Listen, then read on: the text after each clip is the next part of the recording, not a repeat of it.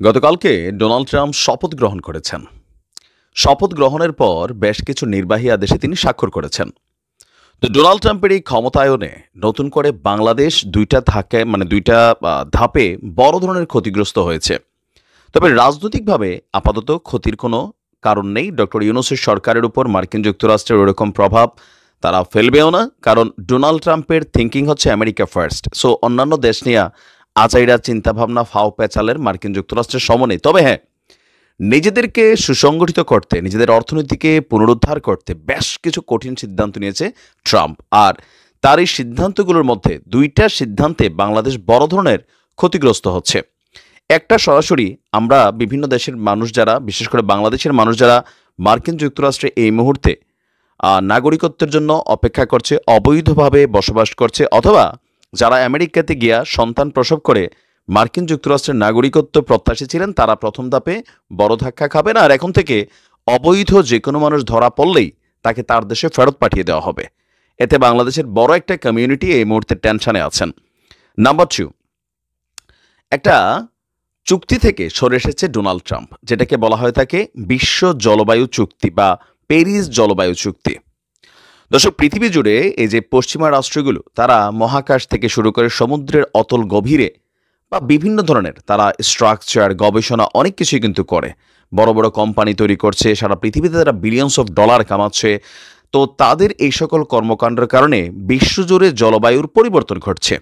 আর এই জলবায়ুর পরিবর্তনের ফলে লাইক বাংলাদেশের মতন যেই দরিদ্র দেশগুলো আছে, তারা বিশাল ক্ষতিগ্রস্ত হচ্ছে।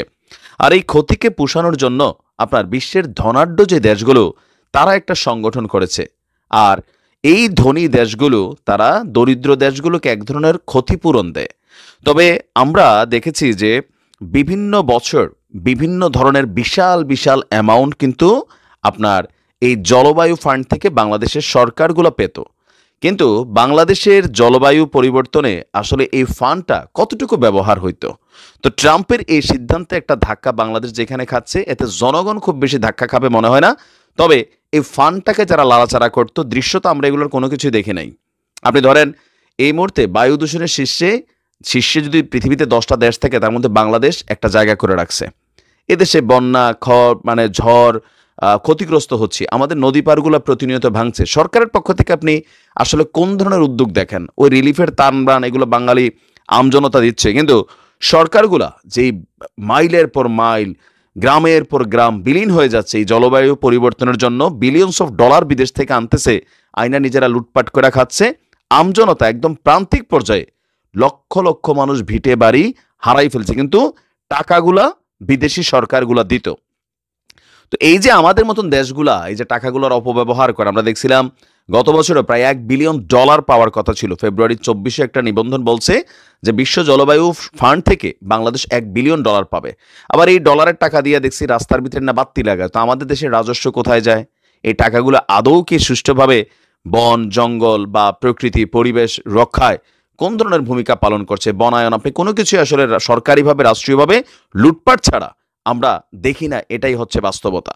তো এরকম বাস্তবতা শুধু যে আমরা বুঝি তা না, ডোনাল্ড ট্রাম্পও বিষয়টা বুঝতে পেরা চট করে তিনি জলবায়ু যে পরিবর্তন, প্যারিস যে জলবায়ু চুক্তি, সেটা থেকে আমেরিকাকে প্রত্যাহার করে নিয়েছে। আর এতে এখন যেটা হবে যে আমাদের মতন যে দেশগুলা একটা ভর্তুকি পাইতো বা ক্ষতিপূরণ পাইতো, সেই ক্ষতিপূরণের টাকাটা ধরেন আগে যদি 100 টাকা পাইতো, এখন এটা চলে আসবে সরাসরি 50 টাকা বা 30 টাকা। এর মাঝখানে আরও একটা ভেজাল আছে, COP27 বা COP28, যে বড় রাষ্ট্রগুলো পৃথিবীর যারা এই ক্ষতিপূরণটা দেয়, তো সেই রাষ্ট্রগুলো সবাই আবার ক্ষতিপূরণের টাকাটা কিন্তু নিয়মিত এই জলবায়ু ফান্ডে দেয় না। তো যার কারণে হয় কি, যে আমাদের মতন দেশগুলো এই ফান্ডটার জন্য মামলা লড়তে হয়, দেন দরবার করতে হয়, লবিং করতে হয়, কোন দেশ আগে পাবে, কোন দেশ আগে পরে পাবে। তো বুঝতেই পারছেন, আমেরিকা তাদের ফান্ডটা, ডোনেশনটাকে ঠিকঠাক দিলেও অন্যান্য দেশগুলো দেয় না। তো এত বছর কম বেশি একটা বার্ষিক টাকা কিন্তু আমরা আনছি বিদেশ থেকে। আইনা দেশের উন্নতি হোক না হোক, মার্শাল্লাহ আমাদের এমপি মন্ত্রী, বিভিন্ন আমলা যারা এই সেক্টরটার সাথে কানেক্টেড, তাদের কিন্তু উন্নতি হয়েছে। তো ট্রাম্পের এই জলবায়ু সিদ্ধান্তের যে ফান্ডটা বন্ধ করে দিছে, এটাতে বাংলাদেশ ধাক্কা খাবে। তবে জনগণ ধাক্কা খাবে না, কারণ দৃশ্যত আমি দেখছি না কয়েকটা সাইক্লোন সেন্টার নির্মাণ ছাড়া বন্যার আগাম প্রস্তুতি হিসেবে কি কর্ম করা হচ্ছে। যে নদী ভাঙ্গনের ফলে একজন কি বলা হচ্ছে সচ্ছল কৃষক রাতারাতি রাস্তার ভিখারি হয়ে যাচ্ছে, তারে কম্বল আড়া রুডি আর চাউল টাউল ত্রাণ দেওয়া ছাড়া এই নদীগুলোকে সুরক্ষা করার জন্য এই যে মানুষের জীবন, মানুষের ভিটা বাড়ি বাপদাদার দিনের ঐতিহ্য ভাঙতেছে তো ভাঙতেছে, কিন্তু এগুলো দেখার কেউ নাই। সবাই দেশপ্রেম করে আর বিদেশ থেকে আনা ফান্ডগুলোকে নিজেদের মন মতো লুটপাট করে খাইয়া শেষ করে। এই জন্য ডোনাল্ড ট্রাম্প এই সিদ্ধান্ত নিয়েছেন। আমি মনে করি এটা ঠিকই আছে, কারণ এই টাকাগুলো জনগণের জন্য আসে, কিন্তু এই জনগণ কই পায়? আপনি দেখেন তো কি উদ্যোগ নেওয়া হয়েছে বনাঞ্চল রক্ষায়, আসলে কতটুকু আমরা উদ্যোগ নিচ্ছি। এখন এই অন্তর্বর্তী সরকার কিছুটা কাজ করছে, সেটা হচ্ছে সেন্ট মার্টিনে। তারপর পাহাড় প্রতিনিয়ত কাটা হচ্ছে। এই পাহাড় ধসের ফলে আপনার কি হচ্ছে? ভূমিধস হচ্ছে, বন্যা হচ্ছে, গাছপালা উজাড় হয়ে যাচ্ছে। তো এগুলাকে রক্ষায় সরকারি উদ্যোগে তো মাইলের পর মাইল গাছ কেটে ফেলা হচ্ছে। তো ট্রাম্পের এই দুইটা সিদ্ধান্তে বাংলাদেশ বড় ধরনের ধাক্কা খেলো। আমার কাছে মনে হচ্ছে অভিবাসন নীতি জন্মসূত্র যেটা, সেটাতে বাংলাদেশের জনগণ ডিরেক্টলি এটাকে ফেস করতে পারে। বাকি যেটা আছে এটা কাটলেও যা, না কাটলেও তা। আর কি কি হবে রাজনীতি নিয়ে যেটা ভাবছি আমরা, ওরকম কোনো কিছুই হবে না, কারণ বাংলাদেশে এখন কোনো গণতান্ত্রিক সরকার নেই। আমেরিকাও কোনো রাষ্ট্রদূত এই মুহূর্তে বাংলাদেশে রাখছে না। চার্জ দ্য অ্যাফেয়ার্স, এই যে দূতাবাসের, তিনি সাময়িক একটা সময়ের জন্য আসছেন, সম্ভবত রিটায়ার্ড হয়ে গিয়েছিলেন। এখন আবার তাকে সর্বশেষ বাইডেন সরকার একটা নির্দিষ্ট সময়, ডক্টর ইউনূস যতদিন আছে ততদিন থাকবে, এরপর আবার এটা পরিবর্তন হয়ে যাবে। তো আপনি কি মনে করেন যে জলবায়ুর যে ফান্ডটা সামনের দিকে বাংলাদেশ আর পাবে না ওই লেভেলে, কারণ বাকিরা তো দেয়ই না, এটা কি ঠিক আছে নাকি বেঠিক আছে? কারণ ট্রাম্প দেখছে আমেরিকার টাকা পৃথিবীর বিভিন্ন দেশে যায়, আর ওই দেশগুলো দুর্নীতি করে সব টাকা পয়সা নিয়ে। আবার আরেকটা ভয়ানক খারাপ সংবাদ আসছে, সেটা হচ্ছে বিশ্ব স্বাস্থ্য সংস্থা থেকেও কিন্তু আমেরিকা নিজেদেরকে সরিয়ে নিচ্ছে। আর এগুলো থেকে বাংলাদেশ বিশাল একটি যে এনজিও ফেনজিওগুলো আছে না, দেখেন না, হিউজ পরিমাণ টাকা সরকারও আনে, বিভিন্ন ফান্ড সংস্থাগুলো আনে। আইনা এগুলা দিয়া আসলে জনগণের কি হয়?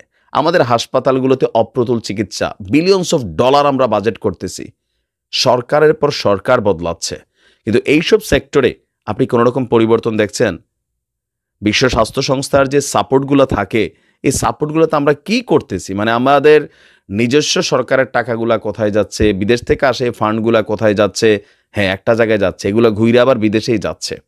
মন্ত্রী এমপিরা ভাই এক একজন এক জীবনে 5 বছরে হাজার কোটি টাকার মালিক হয়ে যাচ্ছে। কই থেকে আসতেছে? এই যে এই বিভিন্ন ফান্ড বিদেশ থেকে নামে বেনামে কত ফান্ড যে বিদেশিরা ভর্তুকি দেয়, এগুলার সুষ্ঠু প্রয়োগ নাই। এখন এই ফান্ডগুলো আস্তে আস্তে বন্ধ হয়ে গেলে আভ্যন্তরীণভাবে দেশ চাপে পড়বে। এখন আমরা অনেক কিছু দেখছি, এটা ফ্রি আসতেছে, ওইটা ফ্রি আসতেছে, সরকার এটা দিচ্ছে ওটা দিচ্ছে, এগুলা অনেকগুলো অটোমেটিকে আসে। তো সেইগুলো যদি এখন না পাই, তো এগুলো তো সরকার নিজের টাকা দিয়ে করতে হবে। কতটুকু পারবো আমরা? 2-3টা বড় ধাক্কা আসবে। ডোনাল্ড ট্রাম্পের মুখের কথা কি পরিমাণ যে হালকা, তবে পিওর পলিটিশিয়ান, এটা তো বাস্তব। আমেরিকার সকল রেকর্ড ভেঙে কিন্তু সে ভোট পাইয়া শপথ গ্রহণ করছে। নির্বাচনের আগে পুতিনের খুবই শক্ত মিত্র ছিল ডোনাল্ড ট্রাম্প। রাশিয়া ইউক্রেন যুদ্ধ যখন শুরু হলো, তখন বাইডেন সরকারের বিভিন্ন নীতি, বিভিন্ন ইস্যু, ইউক্রেনকে সহযোগিতা, আরও ন্যাটোকে ফান্ডিং, অনেক কিছু নিয়ে, তারপরে যে জার্মানির মধ্যে যে গ্যাস পাইপলাইনকে বিস্ফোরণ ঘটালো, সেখানেও আমেরিকার হাত ছিল। নানানভাবে এই যুদ্ধ নিয়ে ট্রাম্পের অবস্থান ছিল রাশার পক্ষে। কিন্তু ক্ষমতার চেয়ারটাতে বসার পরেই মাত্র কয়েক ঘন্টার ব্যবধানে পুতিনকে ভিলেন বানাই ফেললেন একটা স্টেটমেন্ট দেয়া। তবে রাশিয়া এটার প্রতিবাদ করেছে। ক্ষমতায় বসতে না বসতেই পুতিনের সাথে পাঙ্গা শুরু হয়ে গেছে ট্রাম্পের। তো 2025 জুড়ে যে ভবিষ্যৎবাণীগুলো আছে, সেগুলো যে বাস্তব হবে, আমরা ট্রাম্পের একদিনের অনেকগুলা নির্বাহী আদেশ সেটা প্রমাণ করছে। পানামা খাল দখল করা হবে, এই করা হবে। মানে আপনি দেখেন যে পুতিনের সাথে আসলে এই পোল্ট্রিটা কিভাবে নিল। যুক্তরাষ্ট্রের প্রেসিডেন্ট ডোনাল্ড ট্রাম্প বলছেন আপনার পুতিন কাকু রাশিয়াকে ধ্বংস করে দিয়েছে। তো কিভাবে ধ্বংস করছে? ইউক্রেনের সঙ্গে যুদ্ধ বন্ধের চুক্তি না করে পুতিন রাশিয়াকে ধ্বংস করেছেন। ওভাল অফিসে ফিরেই গতকালকে সাংবাদিকদেরকে ট্রাম্প বলছেন পুতিনের উচিত একটি চুক্তি করা। আমি মনে করি চুক্তি না করে পুতিন রাশিয়াকে ধ্বংস করে দিচ্ছে। আমি মনে করি রাশিয়া একটা বড় ধরনের সমস্যায় পড়তে যাচ্ছে। তার এই মন্তব্য শুনে নেটিজনরা বা যারা কূটনীতিকরা আছেন রাশিয়া আমেরিকার, অনেকে একটু চিন্তায় পড়ছেন যে এই মন্তব্যটা ট্রাম্পের তো স্বাভাবিক মন্তব্য না, কারণ অতীতে তিনি সর্বদা পুতিনের প্রশংসা করতেন। এছাড়া ট্রাম্প জানান যে পুতিন কাকুকে কন্ট্রোলের চেষ্টা করবে কিভাবে? সে পুতিনের সাথে একটা সাক্ষাতের প্রস্তুতি নিচ্ছে। তার প্রথম মেয়াদে পুতিনের সঙ্গে অনুষ্ঠিত একটি শীর্ষ সম্মেলন সমালোচিত হয়েছিল, কারণ সেখানে মার্কিন গোয়েন্দা সংস্থার কথার চেয়ে পুতিনের বক্তব্যকে তিনি বেশি গুরুত্ব দিয়েছিলেন। তো সেই জায়গা থেকে সবাই মনে করতো, ট্রাম্পও বলতো যে পুতিনের সাথে তার খুবই চমৎকার সম্পর্ক।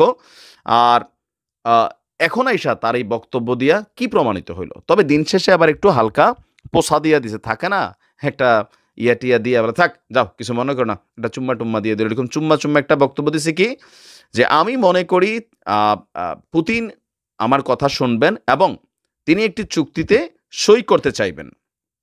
পুতিন নিশ্চয়ই খুশি নন, এটাও সে বোঝে, কারণ তিনি ভালো করছেন না। আমি বলতে চাই তিনি টিকে থাকার চেষ্টা করছেন, তবে বেশিরভাগ মানুষ ভেবেছিল এই যুদ্ধ এক সপ্তাহেই শেষ হয়ে যাবে, কিন্তু 3 বছর হয়ে গেল। ট্রাম্প বলছে যে রাশিয়ার অর্থনীতি, মুদ্রাস্ফীতি সহ নানান সমস্যায় রাশিয়া ভুগছে। আর আপনার ইউক্রেন প্রেসিডেন্ট জেলেনস্কি তাকে বলছেন যুদ্ধ শেষ করতে তিনি একটি শান্তি চুক্তি চান। ইভেন জেলেনস্কি আপনার একটি চুক্তি করতে চান। আপনারা দেখছেন ট্রাম্পের ক্ষমতা গ্রহণের আগ থেকে তেলবাজ হিসেবে সারা পৃথিবীর সর্বশ্রেষ্ঠ তোষামতকারী হিসাবে কিন্তু আন্তর্জাতিক গণমাধ্যমগুলোতে জেলির ভূমিকা আমরা দেখছি। আসছে যে মানে একটা সরকারকে কি পরিমাণ তোষামতি, কারণ জেলির তো উপায় নাই। বাইডেনের বিপরীতে ট্রাম্প এতদিন যে এই ধরনের বক্তব্য দিচ্ছেন, জেলির তো এমনি কলিজা চিপ দিয়েছিল যে ট্রাম্প বসার পরেই কথা ছিল যে ইউক্রেনের জন্য যেই মার্কিন যুক্তরাষ্ট্রের ফান্ড এগুলো আটকায় যাবে। আর এই কারণে আপনাদের খেয়াল থাকার কথা, গত বছরের শেষের দিকে ন্যাটোর হাতে এই ইউক্রেন যুদ্ধের একটা দায়িত্ব কিন্তু বাইডেন দিয়ে গেল যে আমি যদি সইলেও যাই, ট্রাম্প এসে যদি কোনো পাগলামিও করে, তোমরা কিন্তু যুদ্ধটা চালাই যাবা, এই যুদ্ধটা যেন বন্ধ না হয় এই কারণে ন্যাটো মহাসচিবকে এই দায়িত্বটা দিয়ে দেওয়া হলো। এখন ট্রাম্প আইসা তার যে বক্তব্য, তার যে অবস্থান, জেলেনস্কির সাথে যে খাতির আলাপ, এগুলো থেকে দেখা গেল সে ফার্মফর্টিতে গইলে এখন পুতিনের সাথে এক ধরনের পাঙ্গা নিতে যাচ্ছে। তবে ট্রাম্পের এমন বক্তব্যকে রাশিয়া থেকে প্রত্যাখ্যান করা হয়েছে যে রাশিয়া বলছে তারা তাদের সার্বভৌমত্ব এবং কি সন্ত্রাসবাদের বিরুদ্ধে, ইভেন ন্যাটোর এই যে নাকের ডগায় এই ধরনের ঘাঁটি বা এই ধরনের অ্যাক্টিভিটিসকে রাশিয়া নিজেদের সার্বভৌমত্বের জন্য হুমকি স্বরূপই মনে করছে। আর পুতিন এটা নিয়ে খুবই অফসেট একটা মাইন্ডে আছেন। এখন দেখা যাক এই যুদ্ধ তার মানে আরো লম্বা সময় জীবিত থাকবে, বোঝাই যাচ্ছে।